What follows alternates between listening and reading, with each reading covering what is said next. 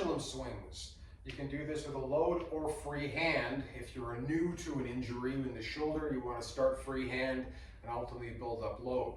This is a nice movement to help stretch and potentially start the rehabilitation process for various kinds of shoulder problems, including rotator cuff injuries, strains, tears, to a lesser extent separations, biceps tendonitis, even frozen shoulder.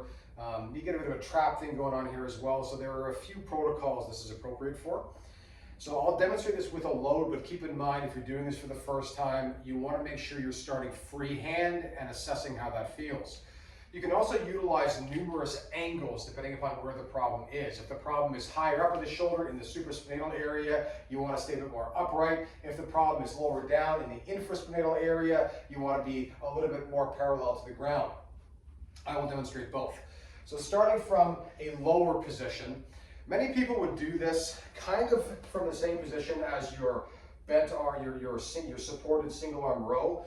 You can do that if you like. It's not going to hurt you to do so. You could also just stand free and put your hand on the bench. That tends to be my preference, but there's no particular reason for that other than convenience.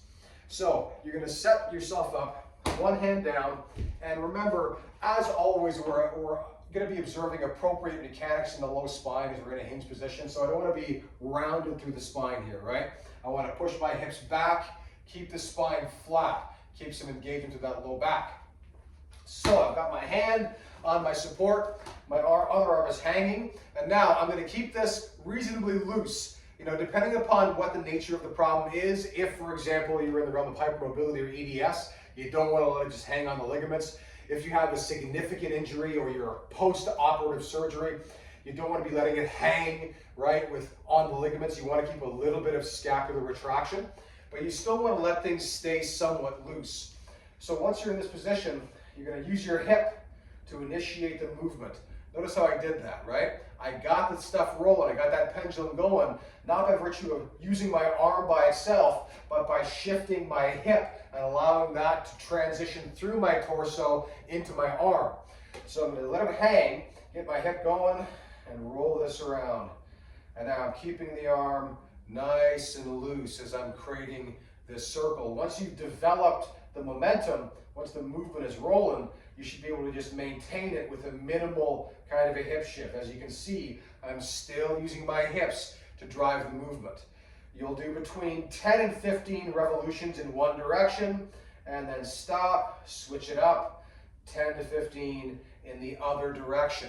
I say again, if you've not done this before, or you're new to the injury or new to the procedure, you want to let your arm hang freely with no load to get things going. And only after you've done it this way for a little while and you start to see a downregulation of generalized discomfort, do you then increase and add a light load. And by light load, I'm talking like 1 to 3 pounds. And then build up from there, ideally into the 5 to 10 pound range. I was just demonstrating that with a 15 pounder. So now let's say you have a problem that's a little bit higher up, say your supraspinatus or more to the biceps tendon. In that context, you're not going to be parallel to the ground, you're going to stay up a little bit higher, right? So instead of being chest all the way down, you're going to come up a little bit, and then it's the same movement, light rotation, get the hip going to get this rotating. It's not a big movement, it's not a fast or an aggressive movement, it's nice and easy. We're looking to lengthen the fibers of the muscle and put a little bit of tension on the tendon to enhance your body's capacity to remodel that injured component. So again, nice and easy. There should be no pain or minimal pain.